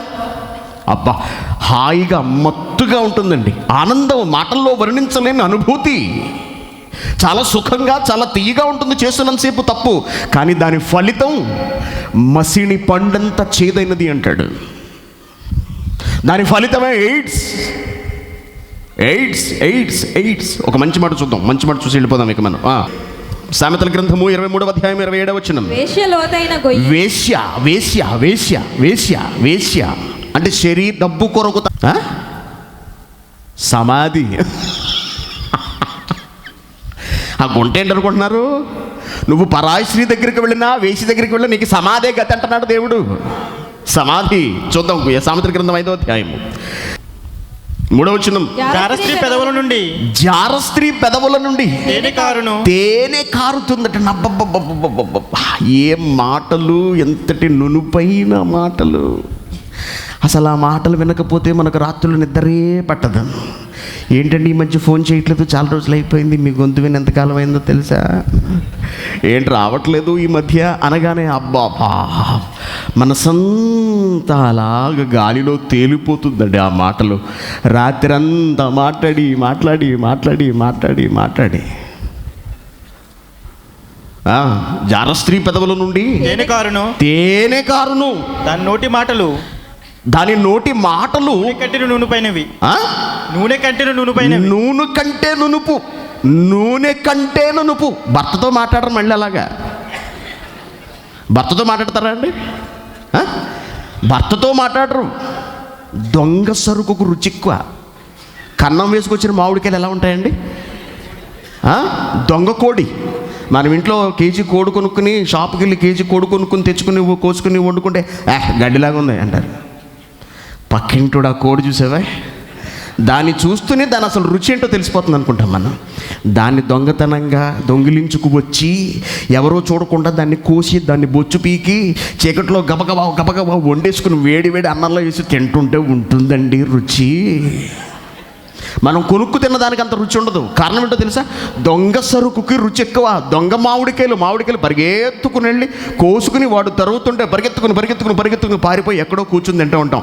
మంచి రుచిగా ఉంటాయి. భర్తతో మాట్లాడరు. భర్తతో దెబ్బలాటలు ఇక్కడి నుంచి. ప్రేమగా ఆప్యాయంగా మాట్లాడిన రోజు లేదు. మిగిలిన వారితో మాట్లాడాలంటే మాట గంటలు గంటలు గంటలు. చాలామంది సారీ టు సే, చెప్పనా వద్దా? చెప్పమంటారు వద్దంటారా? చాలామందికి అద్దమాలు కొట్టింట్లోంచి సరుకులు తేవటానికి బయటకు వస్తారు. అప్పుడు బయటకు వస్తుందండి ఫోను. అవునా? నీ భర్తతో మాట్లాడాలనుకుంటే నువ్వు ఇంట్లోనే మాట్లాడుతావు డైరెక్ట్గా. కొట్లు పొందా ఎవరు అంటే భర్తతో మాట్లాడుతున్నాను అండి అని చెప్తా ధైర్యంగా. నువ్వు బయటకు వచ్చి జమియా పక్కకి వెళ్ళి లేదా ర్యాకుల మధ్యలో దూరి మాట్లాడుతున్నావంటే భర్తతో అలా మాట్లాడాల్సిన అవసరం ఏముంది? ఎవరితోనో. అలాగే పురుషులు ఎవరితోనో రాత్రులు. మా ఇంటి ముందు ఒకటి కూర్చుని ఉండేవాడు అండి. వాడు పొద్దున్న డ్యూటీకి వెళ్తా చూసేవాడు వాడిని. పొద్దుటే 7 గంటలకి స్టార్ట్ కూర్చుని మాట్లాడుతుండేవాడు. ఏంటి భార్యతో అంతసేపు మాట్లాడటమే. సాయంత్రం వచ్చేవాడు కాడు అక్కడే ఉండేవాడు. మళ్ళీ గుసగుసలో పక్కడు కూడా వినపడదు. మళ్ళీ హెడ్ ఫోన్స్ ఇలా ఇక్కడ పెట్టేసుకుని నోటి దగ్గర గుసగుసలు. బక్కలకి వెళ్దామని బయటకు వచ్చాడు, అక్కడే ఉండేవాడు రాత్రి 7 గంటలకి. పడుకునేటప్పుడు బాత్రూమ్కి వెళ్ళి మళ్ళీ ఇంట్లోకి వెళ్ళేటప్పుడు అక్కడ కూర్చొని మాట్లాడుతుండేవాడు. ఓడికి వీడి అసలు పని లేదా వీడికి? ఇదే పనికి 24 గంటలు. తేనె ఏంటి? నూనె కంటే నునుపు నునుపు నునుపు. 1 ఫైన్ నైట్ వెళ్ళిపోయాడు కొట్టింట్లోకి. ఒక మంచి రాత్రి వెళ్ళిపోయాడండి కొట్టింట్లోకి. బయటకు వచ్చేటికి పోలీస్ కారు ఉంది. బయటకు వచ్చేప్పటికి ఏముంది? Police car. అంతే, అయిపోయింది, క్లోజ్. ఇద్దరిని కట్టకట్టి ప్యాక్ చేసి ఒకసారి కోయిటి ఒక పెద్ద సంచలనం అయిపోయిందండి అది. కోయిటీసు సాఫర్ వెళ్ళారటండి. వీళ్ళిద్దరూ కోవైట్ వాళ్ళ బెడ్రూమ్లో పెట్టేశారు దుకాణం. చూసి ఉంటారు మీరందరూ ఫేస్బుక్లో. ఇది ఎందుకో ఏదో మర్చిపోయి వాళ్ళు వెనక్కి వచ్చారండి. రెడ్ హ్యాండెడ్గా దొరికారండి. వాళ్ళు ఏం చేశారంటేనండి, మాంసాన్ని ముక్కలుగా కోసేశారండి. ఇలాగా బ్రతికుండగా చీరేశారు మొత్తం. చూసుంటారు మీరందరూ కూడా. ఎముక కనబడిపోతుంది. ఒక్కొక్క ముక్కనే కోస్తున్నాడు, తీసి బయట పడేస్తాడు. ఒక్కొక్క ముక్కను కోస్తున్నాడు, తీసి బయట పడేసేస్తున్నాడు. అన్ని అవయవాల్ని మొత్తం బ్రతికుండగా ముక్కలు ముక్కలుగా మాంసం అంతటిని తీశారండి. వాడిని తల నరికి చంపేశాడు. చిన్నపాటి సుఖం అదుపు తప్పాడు, ప్రాణం మీదకు తెచ్చుకున్నాడు. ఏమంటున్నాడు ఇక్కడ? దాని నోటి మాటలు ఉన్నవి చూశారు. నూనె కంటే నునుపైనవియా, కానీ దాని వలన కలుగు ఫలము ముసిని పండంత చేదైనది. అది రెండంచులు గల కత్తి అంత పదును గలది. రెండంచులు గల కత్తి అంత పదును గలది, కోసేస్తుంది నిన్ను. దాని నడతలు మరణానికి అనగా పాతాళ లోకానికి నిన్ను తీసుకెళ్ళిపోతాయి. అగ్నిగుండానికి వెళ్ళిపోతావు నువ్వు.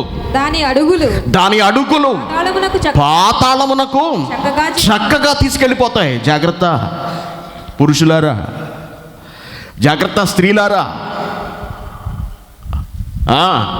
అది జీవ మార్గమును ఏమాత్రం విచారింపదు.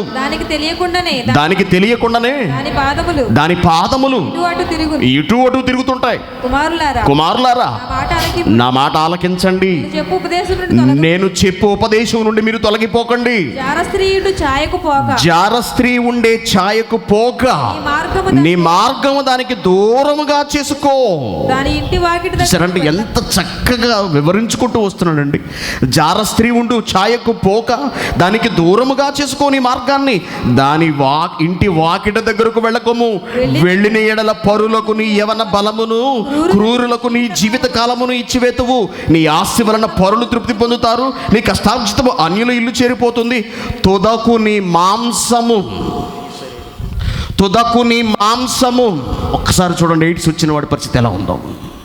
తుదకు నీ మాంసము నీ శరీరమును క్షీణించినప్పుడు, అయ్యో అప్పుడు వచ్చిందండి కనువిప్పు. అప్పుడు కళ్ళు తెరుచుకున్నాడండి. అయ్యో, ఉపదేశము నేను ఎట్లు త్రోసివేసి తిని. పెద్ద చెయ్యి.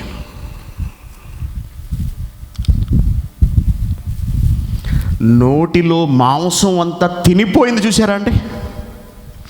ఒంటి నిండా మచ్చలు, రోగాలు, మరణావస్థకు చేరిపోయింది. ఎయిడ్స్ ముదిరిపోతేనండి ఎక్కడ పట్టుకుంటే అక్కడ చర్మం ఊడొచ్చేసిందటండి. ఊడొచ్చేస్తుందట. Next clipping. ఎలా చూడండి పాపం ఎలా అయిపోయాడు. మాంసం అంతా తినేసిందండి. వ్యాధి తినేసింది ఈ మాంసాన్ని అంతటిని కూడా. కండలేదు. ఎంత కరెక్ట్గా దేవుడు చెబుతున్నాడు. నీ మాంసము తుదకు నీ మాంసమును నీ శరీరమును క్షీణించిపోతుంది అంటున్నాడు. చూడండి అటు. నెక్స్ట్ చిన్నపిల్లాడు అండి. అపశుభం తెలియని పిల్లాడు కదండి పాపం. తల్లిదండ్రులకు ఎయిడ్స్ వచ్చింది, తెలుసుకోలేదు. విచ్చలవిడి జీవితాలు. పిల్లోని కనేశారు. వాడి జీవితం చూసారా? కళ్ళు, నోరు, పెదాలు, తల మొత్తం తినేసిందండి. వ్యాధి తినేసింది వాడిని. కారణం ఏంటో తెలుసా అండి? కారణం పాపాలు, శరీర సంబంధమైన జారత్వాలు, అపవిత్రతలు, వ్యభిచారం. పురుషునితో పురుషుడు, స్త్రీతో స్త్రీ. ఒక భయంకరమైన రోగం ఈ లోకంలోనికి ప్రవేశించేసింది. ఈ రోజున ప్రభుత్వాలు దాన్ని అరికట్టలేక నానా తిప్పలు పడుతున్నాయండి. ఇటువంటి భయంకరమైన పరిస్థితి వస్తుంది కాబట్టి నీకు సొంత భార్య ఉండాలి అన్నాడు. నీకు సొంత భర్త ఉండాలి అంటున్నాడు. పరాయి భర్త జోలికి, పరాయి పురుషుడి జోలికి, పరాయి స్త్రీ జోలికి ఎట్టి పరిస్థితుల్లో నువ్వు వెళ్ళడానికి వీల్లేదు. కండం వేసుకుని వెళ్ళాలా? ప్రభుత్వాలకి బుద్ధి ఉందండి అసలు? శాసనాలు చేసే రాజకీయ నాయకులకి వివేచన బుర్రందా అసలు? ఇదే సలహా తన కొడుకు ఇవ్వగలడా? ఇదే సలహా తన కూతురికి ఇవ్వగలడా? ఏ రాజకీయ నాయకుడైనా, ఏ ప్రభుత్వ విధాన నిర్ణేత అయినా సరే తన కూతురికి అమ్మ కండం దగ్గర ఉంచుకొని చెప్పగలడా? భయం నేర్పించలేదు సమాజానికి. పాతాళానికి తోసేస్తానంటున్నాడు దేవుడు. వ్యభిచారం చేశావా, జరత్వం చేశావా, పరాయి స్త్రీ దగ్గరకు, పరాయి పురుషుడి దగ్గరకు వెళ్ళావా, నిన్ను నరకానికి. ఆఫ్టర్ ఆల్ ఎయిడ్స్ ఎంతరా? ఆఫ్టర్ ఆల్ ఎయిడ్స్ ఎంత? 30, 20 ఏళ్ళు, 15 ఏళ్ళకి చచ్చిపోతావు నువ్వు. నీ సంగతి నేను తేలుస్తాను అగ్నిగుండంలో. నీకు శరీరాన్ని ఎందుకు ఇచ్చానో తెలుసా? నీకు అవయవాలను ఎందుకు ఇచ్చానో తెలుసా? పురుగులు నిన్ను తినేసేస్తాయి, కొళ్ళిపోతావు నువ్వు నానాటికి నా మాట వినకపోతే. వ్యభిచారం చేయవద్దని, దొంగతనం చేయవద్దని, పురుషుడితో పురుషుడు, స్త్రీతో స్త్రీ కలవకూడదని నేను చెప్పిన మాటను మీరు ధిక్కరించినందుకు పురుగులు నిన్ను తినేస్తాయి అంటున్నాడు. కుళ్ళిపోతుంది నీ శరీరం. అందుకే ప్రతి ఒక్కడికి సొంత భార్య ఉండాలి, ప్రతి ఒక్కడికి సొంత భర్త ఉండాలి, ప్రతి స్త్రీకి సొంత భర్త. ఈ రోజున ఎవరు ఈ చట్టాన్ని అమలు చేయగలుగుతున్నారు? ఈరోజు ఎయిడ్స్ పోతే రేపు మరొక జబ్బు వస్తుంది, దీనిని మించిన మరొక భయంకరమైన రోగం వస్తుంది. దానికి కూడా మందు కనిపెడతారా?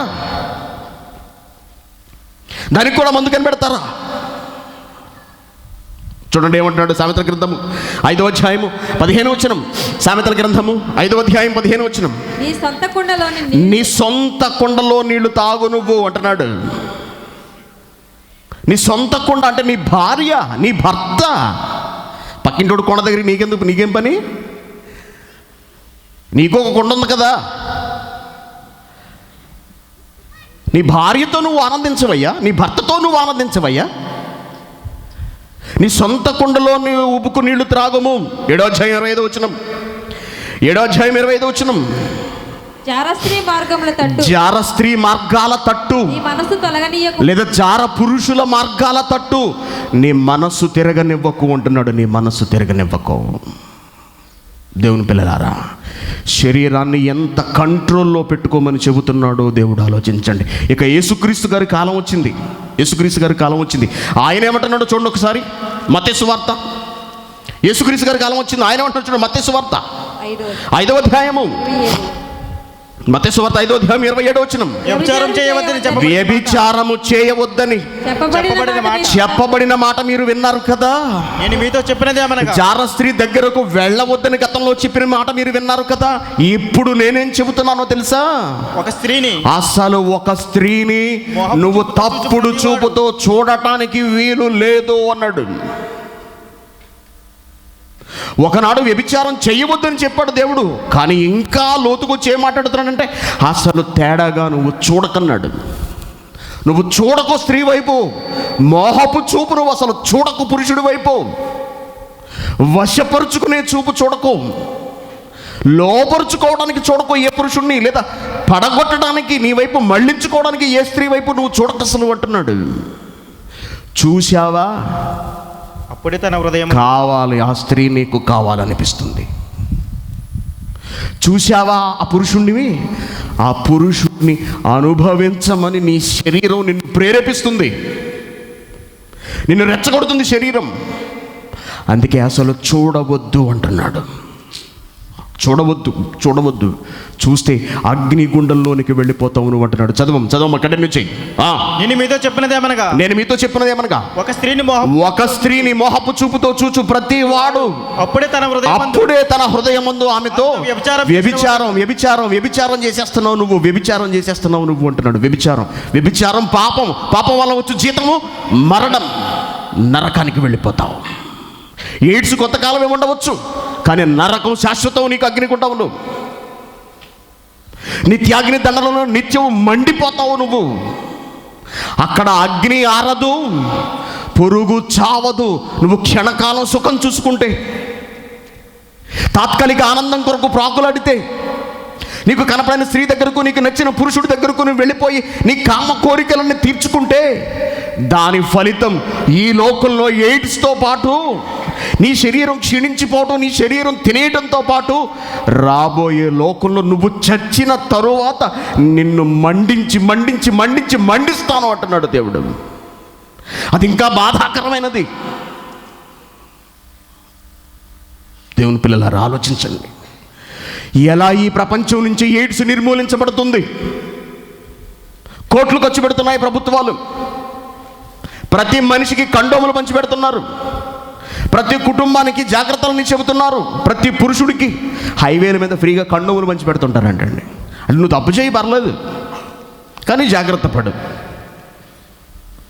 బాంబేలో సెక్స్ వర్కర్లు ఉన్న ప్రాంతంలోనికి వెళ్ళి ఆ స్త్రీలందరికీ ప్రతి వారానికి ఒకసారి టెస్ట్ చేస్తుంటారట. వాళ్ళకి కండోమ్ ప్యాకెట్స్ ఇస్తుంటారట, ఆడవాళ్ళకి కూడా. కండోములు వాడండి అమ్మా అని. నిన్ను అసలు ఎవడమ్మన్నాడు పర్మిషన్ ఇవ్వటం దేనికి? వాళ్ళు అనారోగ్యం పాలవుతారని మళ్ళీ వాళ్ళకి కండోమ్స్ ఇవ్వాల్సిన అవసరం ఏముంది?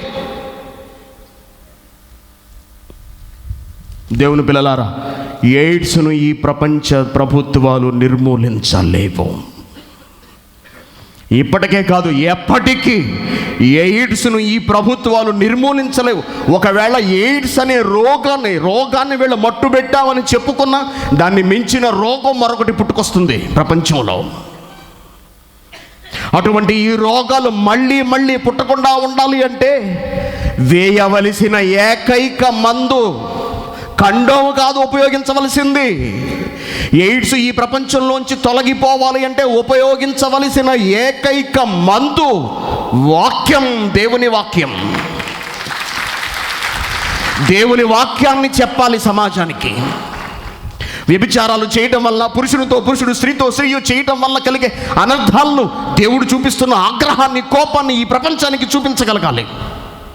ప్రతి మనిషిలో దేవుని భయాన్ని నెలకొల్పగలగాలి. పరాయి పురుషుడి దగ్గరకు వెళ్ళటం, పరాయి స్త్రీ దగ్గరకు వెళ్ళటాన్ని దేవుడు ఎంతగా అసహ్యించుకుంటున్నాడో, దాని ఫలితం అగ్నిగుండంలో ఎంత భయంకరంగా ఉండబోతోందో ప్రతి మనిషికి వివరించి చెప్పగలగాలి. దేవుడి భయాన్ని ప్రజల గుండెల్లో పాదుకొల్పాలి. అప్పుడే ఈ ప్రజలు వింటారు మాట. ప్రతి వ్యక్తి రోగానికి కాదు భయపడాల్సింది, దేవునికి భయపడాలి. దేవునికి భయపడాలి, వాక్యానికి భయపడాలి, వాక్యానికి తల దించాలి. రోగానికి కాదు భయపడవలసింది. ఏనాడైతే ఈ సువార్త లోకమంతా వెళుతుందో, ఏ మనిషిలో అయితే దేవుని పట్ల భయం ఉంటుందో, ఏ వ్యక్తికైతే దేవుడు తన శరీరాన్ని ఎందుకు ఇచ్చాడో తెలిసిందో, అప్పుడే ఆ వ్యక్తి అదుపు తప్పకుండా ఉంటాడు. దేవుడు ఈ శరీరాన్ని ఇచ్చింది జారత్వం నిమిత్తం కాదు, ఈ శరీరాన్ని ఇచ్చింది వ్యభిచారం నిమిత్తం కాదు, దేవుని నిమిత్తము. దీన్ని పవిత్రముగా, సజీవ యాగంగా దేవుని కొరకు ఉపయోగించాలని ఎప్పుడైతే సమాజానికి తెలుస్తుందో, అప్పుడే తన శరీరాన్ని మనిషి పవిత్రంగా ఉంచుకోగలడు, పవిత్రంగా కాపాడుకోగలడు. దేహం ఎందుకుందో తెలియదు, దేహంలో అవయవాలు ఎందుకున్నాయో తెలియదు. కేవలం శరీర కోరికలు తీర్చుకోవడమే జీవిత పరమావధి అనుకుంటున్నారు. వయసులో ఉన్నాం కాబట్టి అనుభవించాలి. బోన్లే కుర్రడు అనుభవించినామండి, అయిపోతే మనం ఎలాగో అనుభవించలేకపోయాము. పెద్ద సూక్తులు మళ్ళీ ముసలోళ్ళు ఇళ్లలో కూర్చుని. కుర్రడు ఏదైనా తప్పు చేసాడు అనుకోండి, కాళ్ళు చేతులు విరి చేయాల్సింది పోయి ఏమంటారండి, వయసులో ఉన్న అనుభవించినామండి, మనం ఎలాగో చేయలేకపోయాము. ఇవా మాటలు? దేవుడు భయం చెప్పొద్దా? అసలు శరీరం ఎంత గొప్పదో మనుషులకు తెలుసా అండి? ఏమండి, ఎవరైనా మీ ఒక అవయవాన్ని తయారు చేసుకోగలగమన్న వాళ్ళు చేతులెత్తండి. ఒక అవయవాన్ని మేము తయారు చేసుకోగలం అన్న వాళ్ళు చేతులెత్తండి. మనం తయారు చేసుకోలేమండి. దేవుడే దీన్ని తయారు చేసి మనకిచ్చాడండి, మన ఆత్మకిచ్చాడు. తన కొరకు ఈ శరీరాన్ని వాడమంటే వ్యభిచారం కొరకు వాడతామా? పరిశుద్ధమైనది ఈ శరీరం. ఈ శరీరంలో ఎవరు నివసిస్తున్నారో తెలుసా? ఈ శరీరంలో ఎవరు బ్రతుకుతున్నారో తెలుసా? దేవుని ఆత్మ మన దేహములో ఉన్నది. దేవుని ఆత్మ మీ దేహము దేవుని వలన మీకు అనుగ్రహింపబడి మీలోనున్న ఆత్మకు, పరిశుద్ధాత్మకు ఆలయం అని మీకు తెలియదు అంటున్నాడు. మీరు ఎరుగరా? మీ దేహం ఎంత గొప్పదో నీకు తెలియదా? దేహపు గొప్పదనాన్ని ఈ సమాజానికి వివరించిన నాడు, దేవుడే దేహంలో నివసిస్తున్నాడు అనే సంగతి ప్రపంచానికి ఎలుగెత్తి చాటిన నాడు, శరీరపు పవిత్రతను ప్రజలలోనికి తీసుకువెళ్ళిన నాడు వ్యభిచారం ఆగుతుంది. స్త్రీతో స్త్రీయు, పురుషునితో పురుషుడు చేసే అవాచ్యమైన కార్యక్రమాలు ఆగిపోతాయి. జంతువులతో చేయనించడం ఆగిపోతుంది. అంతే, ఎయిడ్స్ వ్యాధి ఈ ప్రపంచంలో విస్తరించదు. ఇక ఆలోచించండి, ఎయిడ్స్ని ఎలా నిర్మూలించగలడు ఒక క్రైస్తవుడు? ఏం చెప్పారండి యేసుక్రీస్తు గారు? మార్కు సువార్త 16వ అధ్యాయము 15వ వచనం ఏం చెప్పారు యేసుక్రీస్తు గారు? వెళ్ళిపోదాం ఇక. మార్కు సువార్త 16వ అధ్యాయము 15వ వచనం, మీరు సర్వలోకమునకు వెళ్ళి సర్వ సృష్టికి ఈ నిజాలు చెప్పండి, లోకంలోనికి వెళ్ళి అన్నాడు. మీరు సర్వలోకమునకు వెళ్ళి సర్వ సృష్టికి నేను బైబిల్లో చెప్పిన మాటలు చెప్పండి. వ్యభిచారం చేయవద్దని చెప్పండి. దేహాన్ని నేనిచ్చానని చెప్పండి. వెళ్ళి దేహం ఎంత గొప్పదో సమాజానికి తెలియచేయండి. వాడు అప్పుడు తన దేహాన్ని కాపాడుకుంటాడు, వ్యభిచారం చేయడు. చెప్తున్నారా క్రైస్తవులు? ఏ సంఘంలో అయినా, ఏ చర్చిల్లో అయినా ఈ మాటలు ఉన్నాయండి? ఉన్నాయా? దేహపు గొప్పతనాన్ని వివరించే మాటలు ఉన్నాయా? జీవితపు విలువను తెలియచేసే మాటలు ఉన్నాయా? దేవుని శక్తిని వివరించగలిగా? లేవు. నువ్వు ఒక ఆరాధన చేయ, కళ్ళు మూసుకుని 2 చేతులు పైకెత్తి హల్లెలూయా హల్లెలూయా హల్లెలూయా అన్న గంట సేపు అరువు. దేవుడు దిగుతాడు. దేవుడు ఇక్కడ పరిశుద్ధ ఆత్ముడు మీ మధ్య సంచరిస్తున్నాడు ఇప్పుడు అంటాడు. కళ్ళు తెరిచి చూడండి, ఎవరు ఉండరు. కళ్ళు మూసుకోమంటాడు. పైగాను కళ్ళు మూసుకో, పరిశుద్ధాత్ముడు ఇప్పుడు ఇక్కడ సంచరిస్తున్నాడు అంటాడు. ఏడి నువ్వు పిచ్చి పిచ్చి గొంతులేస్తే అది దేవుడు అనుకుంటున్నారా? ఎవడు చెప్పాడు దేవుడని? బైబిల్ తెలియని మూర్ఖుడు మాట్లాడే మాట అదంతా. సమాజాన్ని సంస్కరించే, ఉద్ధరించే, దేవుని జ్ఞానాన్ని వివరించే బోధలు నేటి సమాజంలో కరువైపోయాయి. కాబట్టే ఎయిడ్స్ లాంటి భయంకర రోగాలు ప్రపంచంలో విజృంభిస్తున్నాయండి. కాబట్టి ఎయిడ్స్ రోగం ఆపడం ఈ ప్రభుత్వాల వలన కాదు. కోట్ల డాలర్లు ఖర్చు పెట్టిన ప్రయోజనం ఉండదు. దాన్ని నియంత్రణలోనికి తీసుకురాగలిగే ఒకే ఒక వైద్యుడు క్రైస్తవుడు మాత్రమే. క్రైస్తవుడు మాత్రమే వాక్యాన్ని చేతపట్టి సమాజంలోనికి వెళ్ళి వాక్యాన్ని చెప్పిన నాడు ఏ వ్యక్తి తన శరీరంతో పాపం చేయడానికి సిద్ధపడడు. తన శరీరాన్ని నియంత్రణలో ఉంచుకుంటాడు. ఎయిడ్స్ అనేది వ్యాపించడం ఆగిపోతుంది. అప్పటి వరకు ఎయిడ్స్తో ఉన్న వాళ్ళందరూ మరణిస్తారు. ఎయిడ్స్ వచ్చిన వాడు చనిపోక తప్పదు. అప్పటి వరకు ఎయిడ్స్తో ఉన్న వాళ్ళు మరణిస్తారు. ఇకపై ఎయిడ్స్ మరొకరికి వ్యాపించదు. అలా వ్యాపించకుండా ఉండాలి అంటే నువ్వు నోరు తెరవాలి. క్రైస్తవులు నోరు తెరిచేది దేనికండి? క్రైస్తవులు నోరు తెరిచేది దేనికండి? ప్రార్థనకి తప్ప ఇంక దేనికి? బైబిల్ చదవటమే రాదు వీళ్ళకి సరిగ్గా. బైబిల్ ఒక 2 లైన్లు చదువుతాకి 100 తప్పులు. బైబిల్ చదవటం రాని వీళ్ళు సమాజాన్ని ఏం బాగు చేస్తారు? క్రైస్తవుడు నోరు మూసుకుని బ్రతుకుతున్నాడు 4 గోడల మధ్య చర్చలో. నోరు తెరిచి సమాజానికి దేవుని జ్ఞానం చెప్పట్లేదు కాబట్టి సమాజం సర్వనాశనం అయింది. అదే క్రైస్తవుడు వాక్యాన్ని చేతబట్టి యేసుక్రీస్తు గారు ఇచ్చిన ఆజ్ఞను భుజాన వేసుకుని ప్రపంచాన్ని కాపాడాలని క్రీస్తు సంకల్పాన్ని తన హృదయంలో నింపుకొని వాక్యం ప్రకటించిన నాడు ప్రతి వ్యక్తి జాగ్రత్తగా బ్రతకడా? తన శరీరాన్ని పవిత్రంగా కాపాడుకోలేడా? కాపాడుకుంటాడు, కాపాడుకోగలడు. అది క్రైస్తవుడు లోకంలోనికి వెళ్ళి సమాజానికి వాక్యాన్ని ప్రకటించిన నాడు మాత్రమే సాధ్యం. కాబట్టి దేవుని పిల్లలారా, జాగ్రత్త. వ్యభిచారాల జోలికి వెళ్ళకండి, జాగ్రత్తల జోలికి వెళ్ళకండి. మీ దేహాన్ని కాపాడుకోండి. ఈ నిజం, వ్యభిచారం జోలికి వెళ్ళి దేవుడు నరకంలో వేస్తాడు అని ఈ నిజం మీ పక్కవాడికి తెలియచేయండి. మీరు వాడికి వాక్యాన్ని చెప్పండి, వాడికి బైబిల్ గొప్పతనాన్ని తెలియచేయండి. ఒక్క క్రైస్తవుడు మాత్రమే ఈ ప్రపంచం నుండి ఎయిడ్స్ను సమూలంగా నిర్మూలించగలడు. సంపూర్ణంగా నియంత్రించగలిగే శక్తి కలిగింది మన దగ్గర ఉందండి. మందు, దీనికి డబ్బు అవసరం లేదు, కోట్ల డాలర్లు ఖర్చు పెట్టాల్సిన అవసరం లేదు. బిల్ గేట్స్ ప్రపంచంలోనే ధనవంతుడు. తనకున్న ధనంలో 40% ఎయిడ్స్కు మందు కనిపెట్టడానికి కేటాయించాడట. ఈ మందు దేనికి? జ్వరం వచ్చిందనుకోండి, పెద్ద పట్టించుకోం మనం. కారణం ఏంటో తెలుసా? తలపోటు వచ్చిందనుకోండి, పెద్ద పట్టించుకోం. కారణం ఏంటి? జండు బామ్ ఉంది మన దగ్గర. జ్వరం వచ్చిందనుకోండి, పెద్ద పట్టించుకోం. కారణం ఏంటో తెలుసా? పారాసిటమాల్ ఉంది. అవునా? పెద్ద లెక్క చేయవు. ఇప్పుడు ఎయిడ్స్కి మందు వచ్చిందనుకో, వీళ్ళు మందు అంటే నువ్వు ఇంకా వ్యభిచారం చేయొచ్చు అనమాట. మందు వస్తే మందు వేసుకో, వ్యభిచారం చెయ్యి. ఎయిడ్స్ వచ్చింది, మందు వేసుకో, మళ్ళీ చెయ్యి, మళ్ళీ వచ్చింది, మళ్ళీ మందు వేసుకో. కొంతకాలానికి వ్యాక్సిన్ కూడా కనిపెట్టేస్తారు.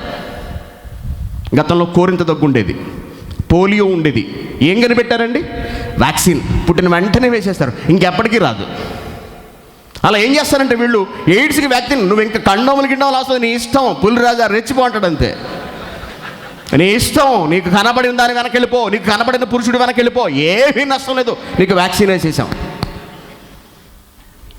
దేవుని పిల్లలారా, ప్రభుత్వాలాంటి ఇవి, ప్రజల ఆరోగ్యాలతో ఆడుకునేవి ప్రభుత్వాలాంటి ఇవి, సంక్షేమ ప్రభుత్వాలాంటి ఇవి. ప్రజల ఆరోగ్యాన్ని కాపాడే ప్రభుత్వాలా ఇవే? ఒక చేత్తో ప్రోత్సహిస్తూ మరొక చేత్తో నియంత్రించేస్తున్నామని డబ్బాలు కొట్టుకునే మోసగాళ్ళు వీళ్ళందరూ కూడా. ఈ సమాజం మార్పు రావాలి అంటే, ఈ సమాజం బాగుపడాలి అంటే సమాజానికి కావలసింది ఒక్కటే, అదే దేవుని మాట. ఆ దేవుని మాటను క్రైస్తవుడు సమాజానికి అందించగలగాలి. ఈ సమాజాన్ని మార్చగలిగేది వాక్యం మాత్రమే. ఈ సమాజాన్ని ఉద్ధరించగలిగేది దేవుడిచ్చిన గ్రంథం బైబిల్ మాత్రమే. బైబిలే ఈ ప్రపంచాన్ని మార్చగలదు సమూలంగా. మనిషిలో ఉన్న తప్పుడు ఉద్దేశాలను, తప్పుడు ప్రవర్తనను తీసివేయగలదు. సర్వోత్తముడిగా, పురుషోత్తముడిగా, ఉన్నతుడిగా దేవుని ఎదుట నిలబెట్టగలిగే సర్వోన్నత గ్రంథమేనండి బైబిల్ అంటే. ఈ బైబిల్ను చెప్పాలి సమాజానికి. బైబిల్ని చెప్పిన నాడు, దేవుని మాటని ఉన్నది ఉన్నట్టుగా ఖండితంగా చెప్పిన నాడు ఏ మనిషి అయినా సరే దేవుని కొరకు ఆలోచిస్తాడు, దేవుని కొరకు బ్రతుకుతాడు, తన పద్ధతిని మార్చుకుంటాడు. ఆ క్రమంలోనే ఆ వాక్యంతో కొట్టుకుపోయేదే ఎయిడ్స్ అంటే. ఈరోజు నువ్వు ఎయిడ్స్కి మందు కనబడితే రేపు ఇంకొకటి వస్తుంది, నీ విచ్చలవిడితనం. దానికన్నా భయంకరమైంది, ఇప్పటికి 50 ఏళ్ళు 40 ఏళ్ళు అని ఇంతవరకు మందు కనిపెట్టలేకపోయారు వీళ్ళు. దీనికన్నా భయంకరమైంది ఇంకొకటి వస్తుంది, అప్పుడేం చేస్తారు? మళ్ళీ మందు కనిపెడతారా? మూలములోనికి వెళ్ళి ఎవరు ఆలోచించలేదు దేవుని పిల్లలారా. దేవుడు ఒక్కడే దీనికి పరిష్కారాన్ని సూచించాడు. అదే నీ దేహము దేవునికి ఆలయం. చూడండి, కొరింథీయులకు రాసిన మొదటి పత్రిక 3వ అధ్యాయం 16వ వచనం.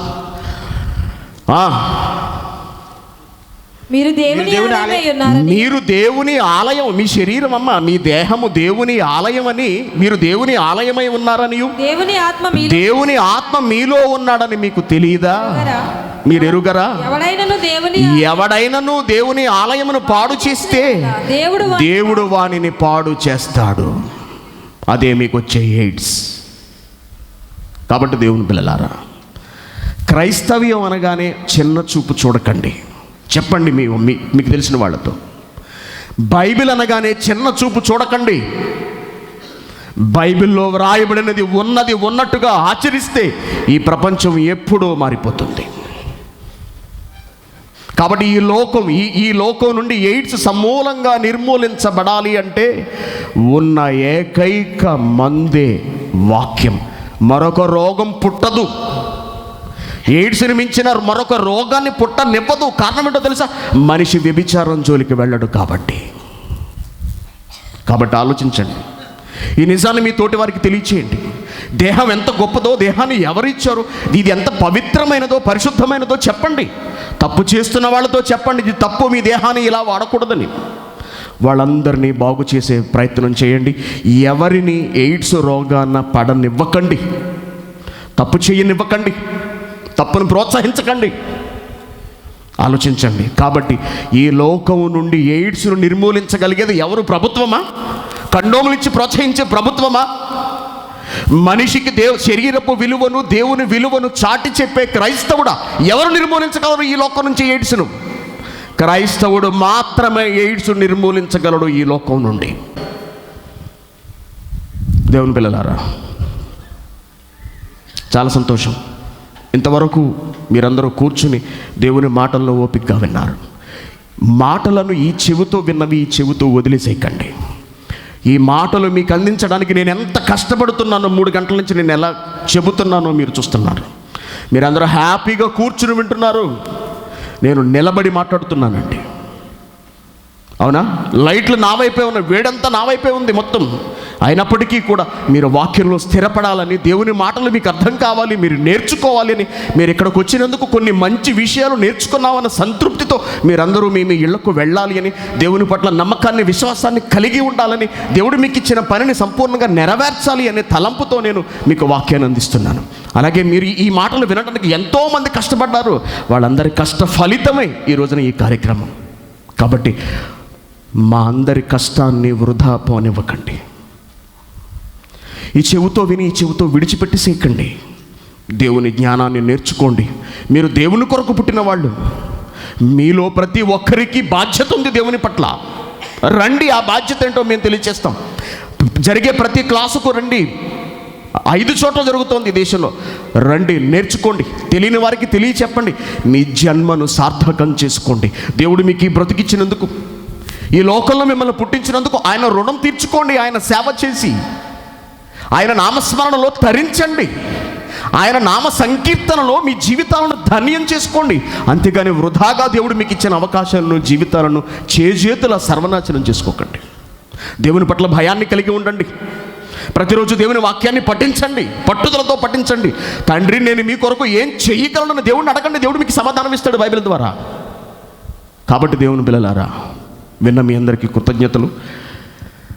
కష్టించి పనిచేసిన ప్రతి ఒక్కరికి ధన్యవాదాలు తెలియజేసుకుంటున్నాను. కళ్ళు మూసుకొని ప్రార్థన చేస్తాను. పరలోకమందున్న మా కన్న తండ్రి, మీ మాటలను మీ పిల్లలకు తెలియజేశాను ఆయన.